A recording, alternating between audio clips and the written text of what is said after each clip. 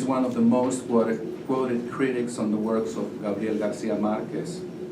He has a bibliographic memory and a passion for language use, whether in English or in Spanish.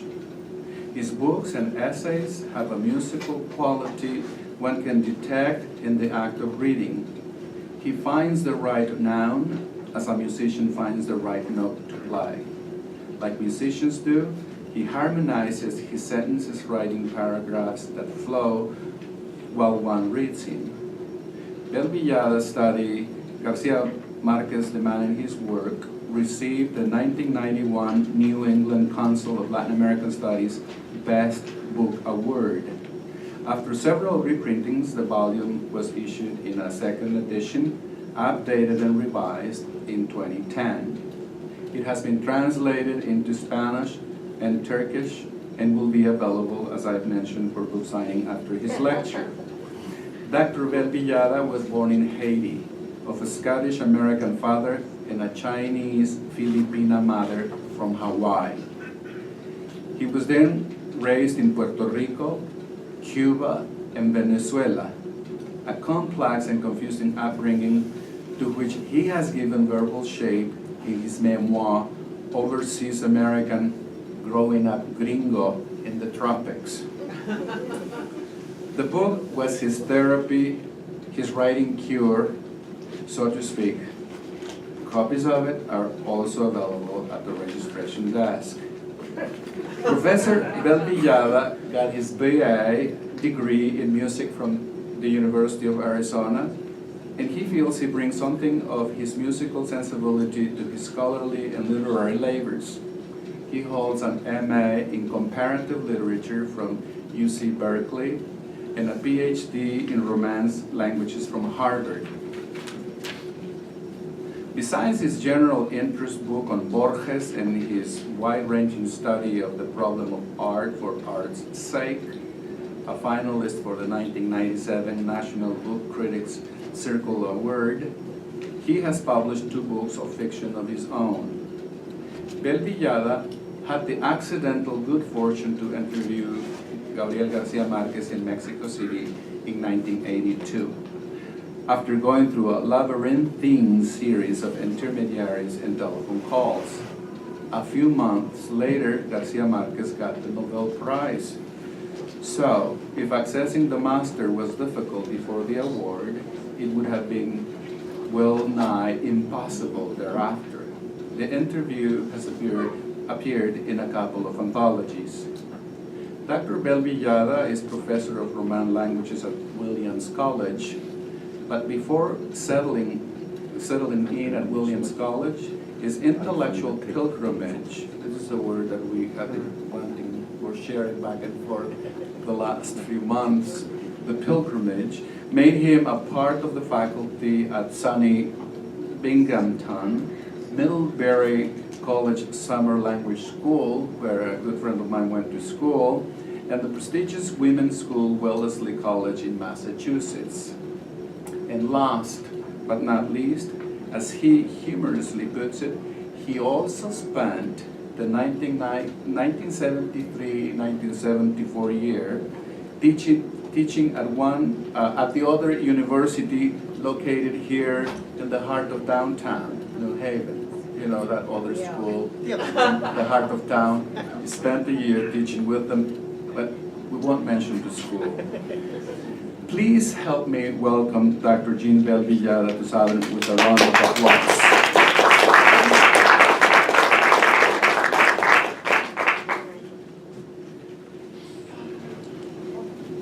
Well, can you hear me okay?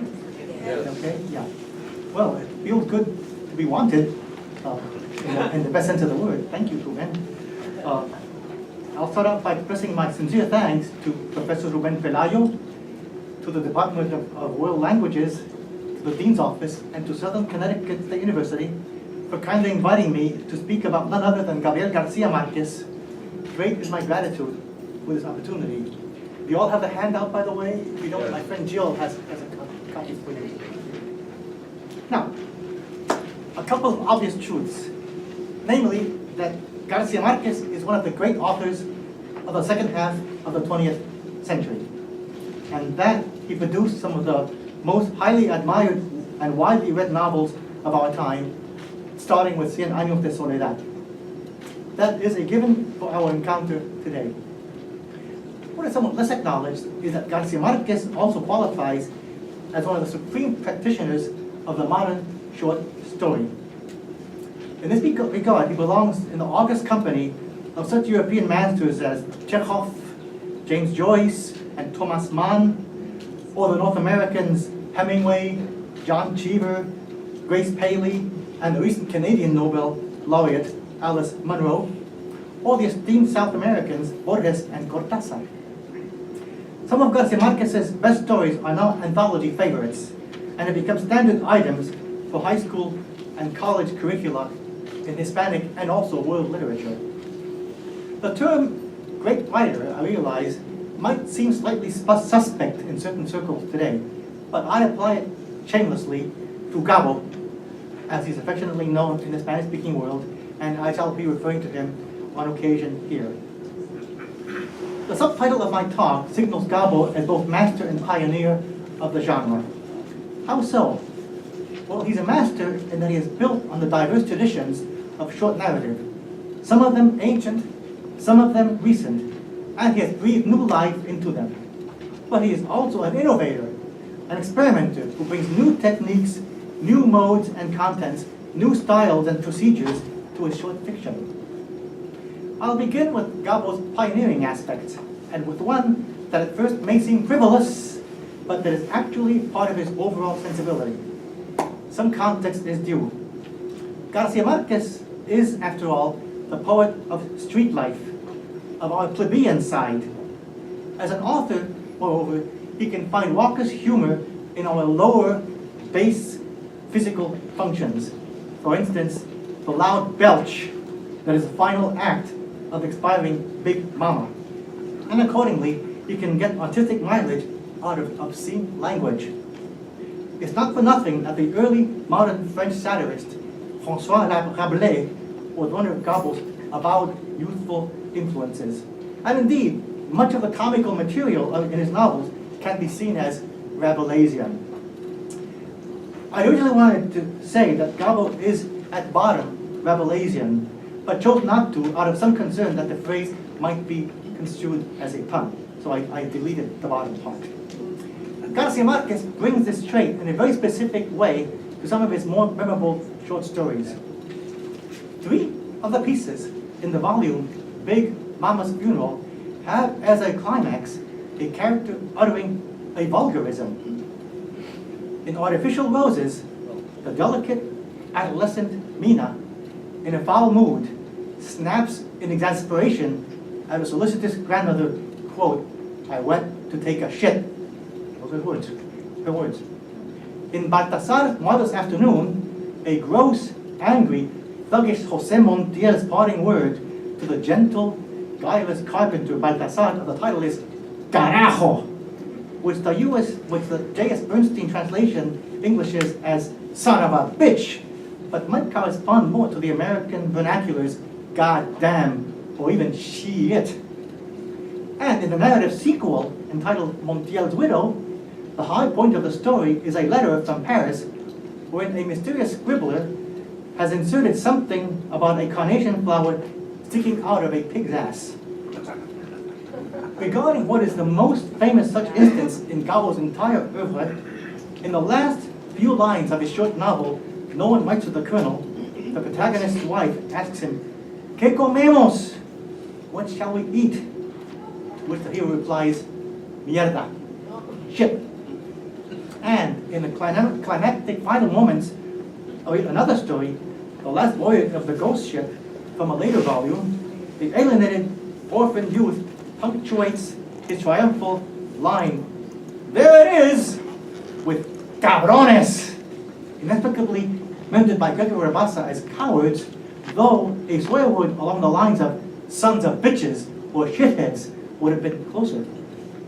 Now, thanks to the legal decisions surrounding the works of D.H. Lawrence, Henry Miller, and Allen Ginsberg in the 1960s, readers here in the U.S. are now so accustomed to the permissive legacy of profanity in books and films that some may have forgotten just how unusual and new it was to encounter language of that sort in literary fiction. I remember a report about the famous translator Gabriel, who noted in a colloquium at Boston University that an English version of the Autumn of the Patriarch had, in his words, broken the shit barrier at the New Yorker magazine, where Gabriel's novel had been serialized, and where indeed, by in-house policy, 4-letter words were banned well into the 70s and beyond at that magazine.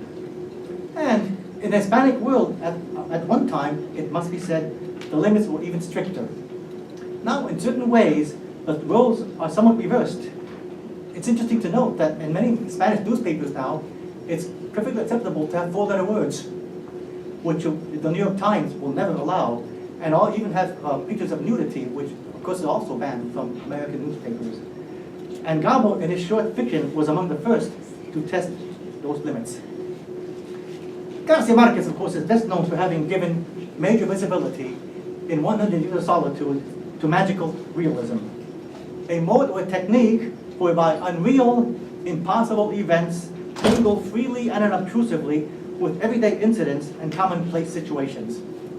We're all familiar with the more famous instances: a priest who levitates 6 inches off the ground as he seeks funds for a church building, a beautiful young woman who ascends to heaven as she's hanging up the wash and who waves goodbye even as she rises, or an automobile mechanic who always comes surrounded by a swarm of yellow butterflies. Magical realism, it should be emphasized, differs from the fantastic in fiction in that there is no doubt, no hesitation as to whether the events are taking place. By contrast, with the fantastic in authors such as Borges and Cortázar, the real events may well be hallucinations, or the products of a deranged mind, or an unreliable character's deliberately fanciful fabrications. Now, Gabriel's first book of mature stories, Big Mama's Funeral, initially published to a near-deafening silence in 1962, is mostly realistic in content. However, with 100 Years of Solitude, issued just 5 years later, he had found his magical realist voice, and he could henceforth bring that vision to his shorter narratives as well. So, in the collection Innocent Herendida, published in 1972 in Spanish, most of the pieces qualify as magical realist. To return to the story about the ghost ship, a huge transatlantic ocean liner, a presence that for years could be seen only by the orphaned, lonely youngster, turned out to be physically real, as the kid leads it victoriously one night into a gargantuan crash landing at the village port. Or, in A Very Old Man with Enormous Wings, we read about a winged, balding fellow who stumbles by accident into a chicken coop in a coastal village, who may or may not be an angel, but who is certainly able to perform miracles, albeit comical or mistaken ones. At the end of the story, his black wings have healed, and he flies off into the horizon while being watched by the housewife Elisenda, even as she peels an onion in her kitchen.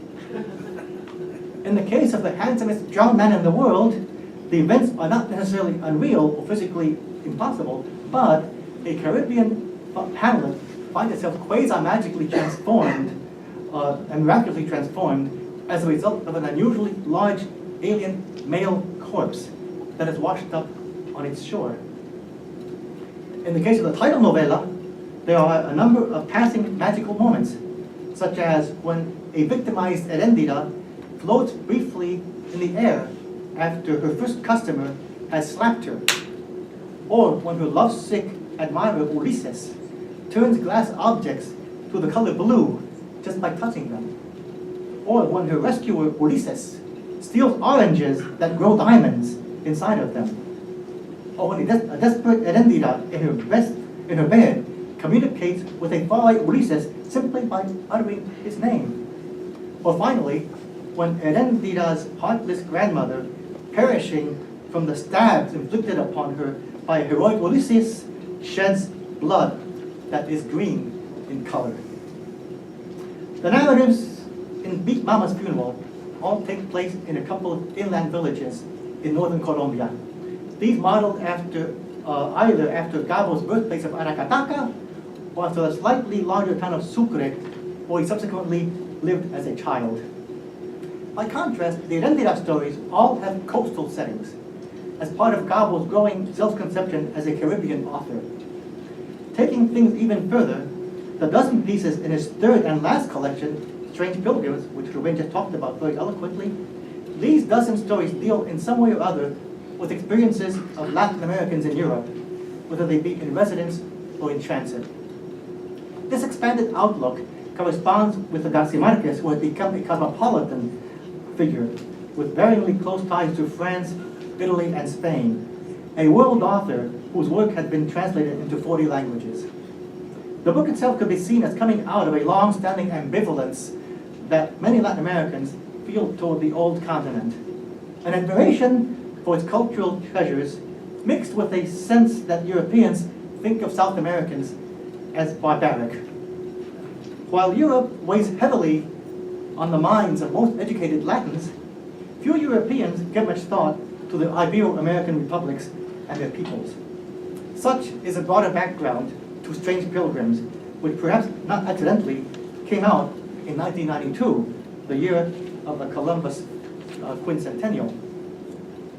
4 of these 12 fictions can be classed as magical realist, or at least they verge on it. In La Santa, the saint, feminine, the weightless dead body of a 7-year-old Colombian girl, dead body of a girl, remains incorrupt, does not decay, nor do the roses held by her stiff hand ever wilt. The father carries the intact body in a violoncello case around Rome, where he hopes to have her canonized. Adding to the magic, a Colombian operatic tenor who practices voice in his Rome studio is regularly answered by the loud roar of a lion in the nearby city zoo. In Espantos de Agosto, literally the terrors of August, the ghost of a Renaissance grandee and murderer named Ludovico haunts an old Italian castle, where the visiting protagonist and his wife retire for the night on the ground floor, yet wake up in the next morning on the upper floor in Ludovico's own bed, with the grandee's portrait on the wall and bloodstains on their bed sheets. In La Luz es como el agua, Light is Like Water, an anthology piece today, the electric lighting in a Madrid apartment on Paseo La Castellana, nonetheless, is literally transformed into tap water. 2 young boys and their 37 schoolmates take to swimming and splashing about in the luminescent lagoon. But, alas, the place gets flooded and they all drown, even as the hydraulic effulgence pours out onto the famous boulevard, house debris and all. Finally, in Maria dos Prazeres, an aging Brazilian sex worker in Barcelona, in her concluding life stages, takes a ride in a huge, noiseless automobile with doors and windows that open automatically, and wherein the city's lights change color. All of it in a sequence of events that may well be a dying person's hallucinations, in the manner of a fantastical short story by Borges or Cortázar. I must apologize for all these plot summaries. However, I found them necessary in order to demonstrate the extent to which García Marquez has brought to short fiction his signal magical realist mode, and to a degree as vivid and as fully developed as it is in his more famous novels. Gabo, as was mentioned today earlier in our panel, it should be stressed that he did not invent magical realism.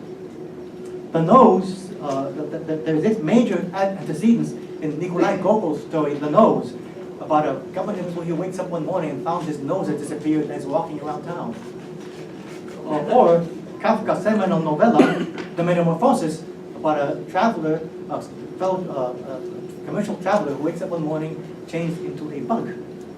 In addition, John Cheever has stories that stand as unforgettable instances of the genre. But ultimately, it is Gabo who has made the greatest mark with his series of tales that show magical realism at work. A little digression on the matter of prose style. Of García Marquez's novels, only one of them, The Autumn of the Patriarch, could be described as an experiment with language.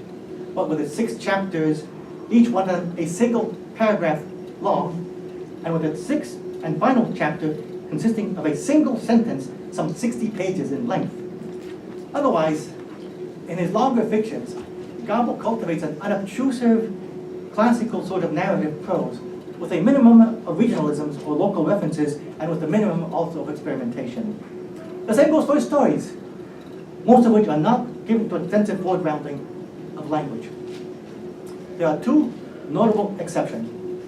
The first is Los Funerales de Mama Grande, Big Mama's Funeral, which gave its name to Gabriel's first book of stories in 1962. That important piece, a conscious break from its early adherence to traditional realism, is written in the voice of a kind of town crier or carnival barker. Its very opening sentence establishes the tone. I'll read it first in Spanish, then in translation. Esta es, incrédulos del mundo entero, la verídica historia de la más grande, soberana absoluta del rey de Macondo, que vivió en función de dominio durante 92 años y murió en olor de santidad un martes de septiembre pasado, y a cuyos funerales vino el sumo pontífice. And here's an English translation. This is, for all the world's unbelievers, the true account of Big Mama, absolute sovereign of the kingdom of Macondo, who lived over her dominion for 92 years and died in the order of sanctity one Tuesday last September, and whose funeral was attended by the Supreme Pontiff. Long sentences of that sort predominate in the piece. What plot there is tells of the lingering death of La Mama Grande, the memorial ritual that follows, and little more. Major sections of the story are comprised of lists. A list of foodstuffs that were once sold at her birthday celebrations, for instance, banana liquor, rolls, blood pudding, meat pies, etc. A list of those in attendance at the funeral, for instance, the washerwomen of San Jorge, the pearl fishers from Cabo de la Vela, the ragtime musicians from San Pelayo, here we are, etc. A list of the late matriarch's invisible estate items, such as, quote, the wealth of the subsoil, the territorial waters, the free but responsible press, the communist menace, and so on for an entire paragraph. And, last but not least, a list of the beauty queens of all things that have been or ever will be, including the soybean queen, the banana queen, the coconut queen, plus, in his words, all the others were omitted so as not to make the scene interminable, end quote. Beauty contests, I might mention, are a big thing in Colombia. The daily press is filled with reports about them. Another prose experiment, The Last Voyage of the Ghost Ship, consists of a single winding sentence, 6 pages long, punctuated here and there with lists of its own, including the contents of the Phantom Ocean liner. A dazzling story in its own right, one inevitably assumes that it served García Marquez as a practice piece for The Autumn of the Patriarch, his major work in progress at the time. Besides being a pioneer and an innovator in short fiction, there is the García Marquez who builds on past traditions of storytelling. Among these, I might single out the fairy tale. In this regard, the novella Innocent Heréndida is, from top to bottom, a spoof of fairy tale conventions. There is, first of all, Heréndida as the abused Cinderella, a domestic slave tyrannized by her heartless grandmother, who in turn is cruel stepmom, wicked witch, and evil queen rolled into one, she even sitting regularly on a throne. There is Ulysses, the innocent, virginal Prince Charming with a Homeric name, who was actually initiated into sex by a far more experienced Heréndida. Or Ulysses, the youth with a romantic calling, who breaks away from his family to go out into the world and is cursed by his Dutch father. There's Ulysses, the hero, who finally slays the dragon-like grandma, freeing Heréndida from thraldom in the process. Even the structures of the fairy tale are parodied. Fairy tales have a preference for the numbers 3 and 7. García Marquez's novella has 7 unnumbered chapters with several 3s. 3 main characters, 3 different men who initiate the hapless heroine into her forced sexual labors, 3 abductions of Erendira, 3 oranges pilfered by Ulises from his family's farm, and his 3 attempts to neutralize the ogress, the final one being the fiercest. But at the end, rather than boy and girl living happily ever after, Erendira instead flees to the shore, never to be heard from again, and leaving her gallant savior tearful and abandoned. Another piece, The Trace of Your Blood in the Snow, which Rubén talked about very beautifully earlier, it's a very moving story, placed at the end of the collection Strange Pilgrims. It has something of a fairy tale quality. The account of the amour between the young newlyweds, Nena and Billy Sanchez, with a scarcity of chronological markers other than cars and airplanes, could almost be a folk narrative. Only in a fairy tale could a beautiful young girl perish from being pricked by a rose thorn on her wedding finger, a rose, the traditional symbol of romantic love, on the honeymoon trip to Europe. And were never informed as to the actual specific medical cause of Nena's tragic demise in a Parisian hospital. The story itself is an artistic miracle in that we readers can feel pity for the shallow, spoiled, rather obnoxious little whippersnapper that is Billy Sanchez, who loses his wife as a result of his own arrogant, self-absorbed neglect. There's a certain deeper current of modern short fiction that some of the best of Garbo belongs to. I'm thinking of those strictly realistic narratives, the originator of which is arguably Chekhov, and whose subsequent inheritors include Joyce in his volume Dubliners, much of Hemingway, and the stories that we find from time to time in the New Yorker magazine. These kind of short pieces have a recognizable, everyday, contemporary setting in which the action is relatively slight. No gunfights, no car chases. An event takes place, a loss, a disappointment, or an illumination, an epiphany, to employ Joyce's term, that is quite plausible, yet not necessarily earth-shaking, something that could happen to any of us simply as part of our experience as social animals and human beings. One thinks of the wonderfully apt title of a collection by short story writer Grace Paley, to wit, The Little Disturbances of Man. Beautiful title, I'll say it again, The Little Disturbances of Man. What revelations may arise in such fictions are fine-grained, subtle, and far from dramatic. One also thinks of Hemingway's well-known iceberg theory of the short story, wherein what we see on the page is but a fraction of what's really going on. The rest lies submerged underneath the visible prose. What is implicit in such writing may be as crucial as what is explicit. A classic García Marquez instance of this genre is his four-page story, One of These Days, among his best-known single texts, and which many of you are probably familiar with. In it, Aurelio Escobar, an impoverished small-town dentist, is set upon by the mayor, who from outside demands having a tooth pulled. The two men appear to be political enemies, and at first the dentist turns him down, whereupon the mayor threatens to shoot the good doctor. However, when the village chief enters the dentist's office, his beard stubble, swollen cheek, and look of pain all make the dentist realize he now has the upper hand. And so he proceeds to extract the wisdom tooth without applying anesthetic, using a fictitious argument about his patient having an abscess. And it's a masterful scene. You can just hear the of the tooth being pulled as he stands there with the pincers. Now the story depicts vividly the momentary suffering inflicted by the dentist, but a critical moment speaks the sentence that explains everything. Aquí nos paga 20 muertos, teniente. Here's for those 20 dead men, lieutenant. Lieutenant, of course, is the bottom rank of officialdom in the army hierarchy.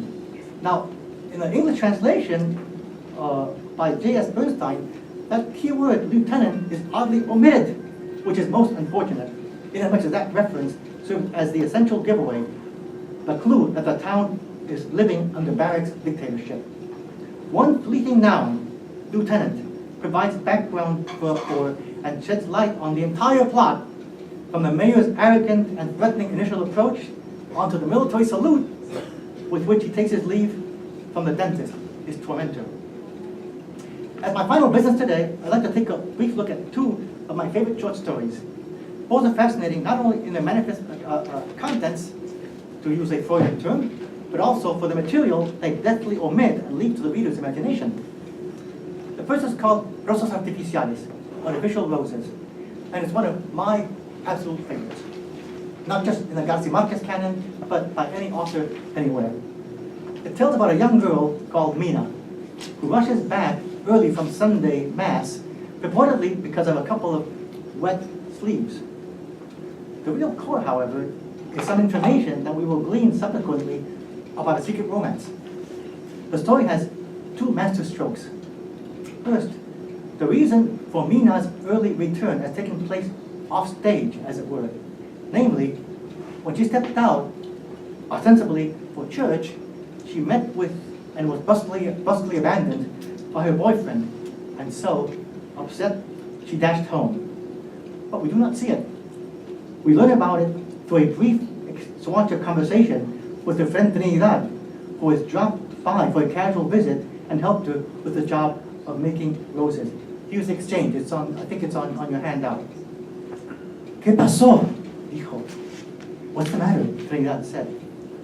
Mina leaned toward her. ¿Qué se fue? Dijo. He's gone. He's left, she said. Trinidad dropped the scissors on her lap. No. Se fue, repitió Mina. He's gone, Mina repeated. Trinidad looked at her without blinking. A vertical wrinkle divided her knit brows. ¿Y ahora? Preguntó. And now, she asked. Mina replied in a steady voice, Ahora nada. Now, nothing. A personal loss is thus reported indirectly by a minimum of dialogue, ending with a crisp, curt nada. The remainder of the story tells of Mina's rage at being ditched, and anger that she'll cruelly take out on her grandma. Anybody here who has known the desolation of a breakup will understand what it is I'm talking about.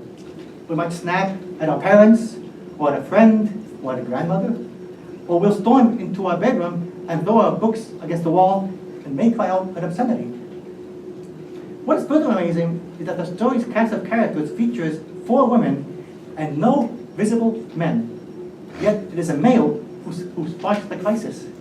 Moreover, the word he, él, never once appears in the narrative, something that is possible in Spanish, a language in which subject pronouns are normally omitted. The second wonder of the story is that the reader learns nearly everything else concerning Mina through her grandma, who happens to be blind, yet knows everything about a young and vulnerable adolescent. She knows and says that Mina, at bedtime, turns on the flashlight, that she writes until dawn, and that she breathes heavily. The grandmother knows and remarks that Mina has just now broken up with her morning routine and gone to the toilet twice. It was to flush down her ex-boyfriend's love letters, something we know from a separate paragraph. That's the only moment when the grandmom is not present. And you'll certainly remember that obscene sentence I quoted earlier, fui a cagar, I went to take you know what? Well, the grandmother knows and observes that it's Mina's first vulgarism ever. And we know that it is a reflex expression of her fury, as well as of her innocence, now lost. So the paradox is that a blind woman obliquely tells us most of the story. She also, in the plot itself, bears the brunt of Mina's anger and stands up for her when the shadowy mother makes inquiries. The title of the piece, Artificial Roses, refers to the crafted artifacts by which Mina makes her living. Roses, again, are the traditional symbol of romantic love, but Mina's ersatz, paper and wire blooms, aptly symbolize the illusoriness of her amour. The other piece I'd like to discuss, La Siesta del Martes, Tuesday Siesta, happened to be García Marquez's all-time favorite.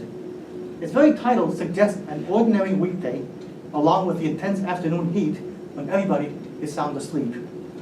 And indeed, a spectral silence dominates the action. The story depicts one of Gabo's famously strong women, whom we at first see sitting bolt upright in a third-class train carriage with her young little daughter and some flowers. Not accidentally, all of her initial utterances are motherly commands to the little girl. Arriving in Macondo, they head for the parish house, where, dispensing with the niceties, she asks to see the priests and requests the keys to the cemetery in order to visit the tomb of her son, Carlos Centeno. In a brief flashback that follows, we find out that Centeno was recently shot dead while trying to break into the home of a local widow. When the drowsy priest inquires about his name, she adds, Centeno Ayala, an indirect means of affirming her identity by her own maiden name. And she adds about her son, he was the only boy, the author's way of suggesting that there are other daughters and that she might be a single mom. When the aging cleric then asks the woman, somewhat righteously, why she had not put her son on the right track, she counters, he was a very good man, and favorably contrasts the boy's thieving with the more destructive evils of boxing, his former occupation. The little girl now, for her part, injects a forceful comment about her brother's teeth being battered from that rough sport. Thus, in this story, a mother's unconditional love for and dedication to her son, and the entire tradition of family solidarity are in conflict with established morals and organized religion. In some subtle way, family does triumph. During this tense encounter, some kids have been eavesdropping outside the screen door. As a result, the village has found out what is afoot and who that woman happens to be. There are townspeople staring out the windows or gathered under the almond trees. Meanwhile, the paperwork has been completed and the priest's sister offers the woman an umbrella for protection against the sun, a fairly common practice in that part of Colombia, by the way. But she rejects the offer, saying, we're all right this way. Así vamos bien. The story ends right then, at that critical juncture. And here we come to another of García Marquez's masterful omissions. Though it's not in the text, we readers can safely assume that mother and daughter will march valiantly down the dusty road, holding their own against the afternoon heat, plus the unfriendly stares and occasional catcalls on the way to the graveyard, and back, and afterwards they'll duly return the cemetery keys and catch their return train. On a personal note, I teach this story almost every year in a course called Advanced Grammar and Composition through Literature.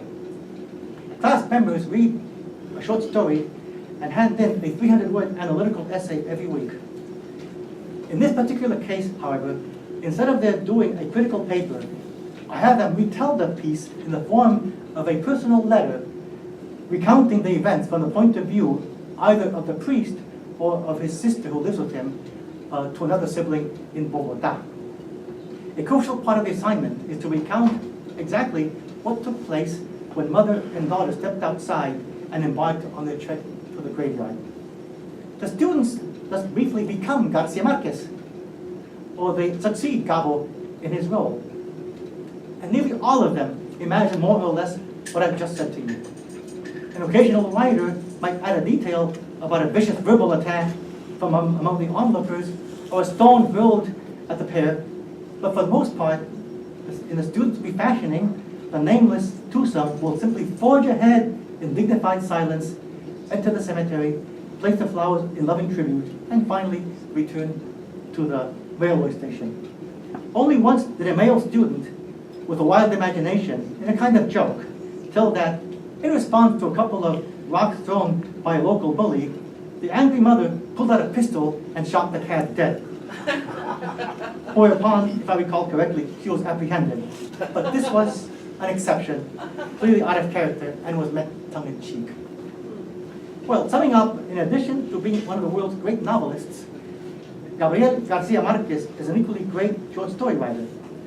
The way he integrates such disparate elements as obscenities and magic on one hand, and fairy tale, prose style, and artful omission on the other, is simply astounding and masterful. Hispanic culture, as well as a large world republic of letters, to cite a phrase by the French critic Pascal Casanova, have been vastly enriched by Gabriel's short fictions. As I just now suggested, I teach García Marquez's short stories just about every year. And doing so is to me a special joy, an artistic high comparable to playing a Bach fugue on the piano, or reciting a soliloquy from Shakespeare, or standing with a loved one or a friend before a painting by Monet. And sharing this with you today, ladies, gentlemen, and students of all ages, has also been a joy, for which I sincerely thank all of you.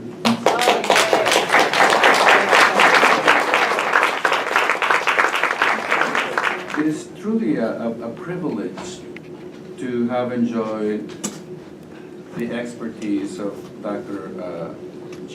Bell-Villada, whose literary research has touched the lives of thousands of students and Hispanists in the United States and overseas.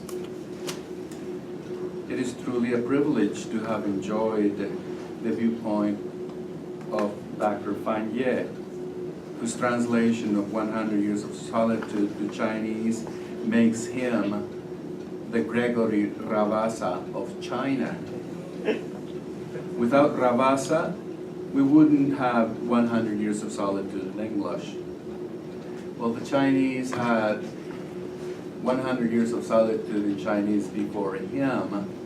However, it is his translation, the one that is the translation. So that's why I call him the Gregory Rabassa of China. For those of you world travelers, Dr. Fan Ye flew for 23 hours to land in New York City to be with us today.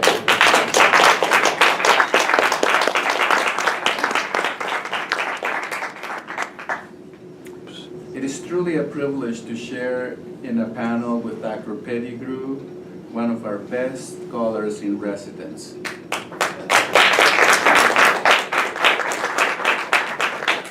Dr. Torre and Dr. Hernandez, whose research and publications are indeed admirable.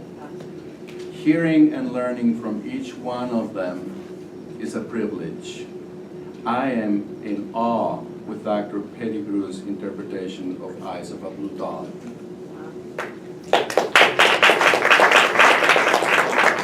It is a true privilege to work with colleagues like Dr. Olney, she's gone by now, and Dr. Diamantis, she's back. His teaching schedules and service to the university are such that I was astounded to hear them say yes when I asked them to participate in the conference. Dr. Diamantis, a mathematician, has literally opened up a new kind of research and has found she's liking it more than she thought she would, for she has found that García Marquez's work actually connects with Greek references, which in turn are meaningful to her. It is truly a privilege to have had Jackie say to me yes with a smile when I asked her if she would be interested in presenting Gabriel García Marquez as we know it in cyberspace. Her disposition to do it was truly inspiring, for I'm always diving into the net or the libraries or the places that I go to trying to find something, and it takes me forever to find sometimes nothing. It is truly a privilege to work with Dean Breeze and Dr. Cardone, albeit the founding goals we had for the conference did not find the echo we had envisioned we would get from them. Their support and interest in this project, nevertheless, was helpful. We look forward to enhanced resources in future offerings of this conference, which provides so much of value to Southern and its many communities. It is truly a privilege to have the support of our students and friends, particularly the members of the Spanish Club, Bianchesca, Mitch,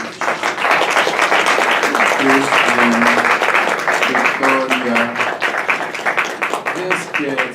absolutely admirable.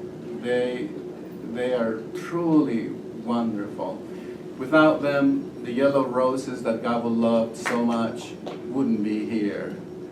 I mispronounced the word, but I like to say it, but although mispronounced. The boutonnieres, these are the creation of Christian and the help of Alessandra and the manufacturing of Victoria. Our students at Southern make us professors proud. It is truly a privilege to have friends of mine whose love of letters made them, quote, drive the distance, unquote, to spend this whole conference here with us. It is a privilege to have you as friends. It is truly a privilege to have an audience interested in a Hispanic author whose work continues to be discovered and rediscovered, for his writing is a multi-layered work that not only changes with every time we read it, but also allows us to question what we have read.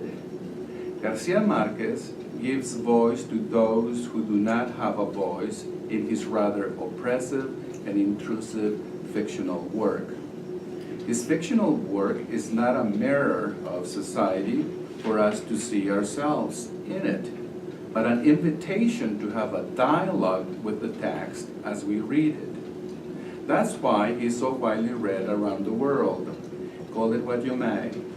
We have today 8 different presenters. I'm only one of them, all with something personal, a viewpoint all our own we wanted to share. Let us continue to read García Marquez. Let us improve the way we read García Marquez. If some of you have not read him yet, I bet you would like to change that. As we say in popular culture, it would rock your world. The future of this conference is uncertain. Professors Torre, Hernandez, and I, as members of the organizing committee, are convinced that the future of a conference on Gabriel García Marquez has to be housed in the office of the Dean of Arts and Sciences and enjoy the full support of the Minority Recruitment and Retention Committee. No matter how widely recognized is Gabriel García Marquez, there are those who see it as a rather extravagant event for our university, but we see it as fitting for Southern. Gabriel García Marquez is world news, a wide world sensation. This conference was a grand opportunity to showcase that we do what we do and what we are as a school. On August 1st, 2015, according to Prensa Latina, the village of Perdas de Fogo in the Italian region of Sardinia named a square 100 Years of Solitude. Korean pansori singer Lee Ha-ram, on the other hand, has adapted Bon Voyage, Mr. President, from the short story collection Strange Pilgrims to her pansori singing presentations. Pansori is a traditional Korean narrative music, an artistic form that is often associated only with centuries-old materials such as Chung-yang-ga and Sim-chong-ga. Don't ask me what that means. If this event were to become yearly, I have been told it would easily get old. The truth is, with this second conference, we have just barely begun to enter a world where connections can be easily made with a myriad of disciplines. Because some of our faculty are well established as leaders in their own fields. There is a García Marquez for film, for journalism, for human rights, for humanism, you name it. We just barely begun to experience the reading of this author. I must say it is truly a privilege to be able to have a conference on a single author, particularly a Hispanic author. I would like to thank all of you who made this conference possible by simply making time to be here with us today. For me, it really is a privilege to spread out the work of a writer whose life directly touched mine before I met him and literally changed it once we met. Thank you to each one of you. Farewell and keep in touch.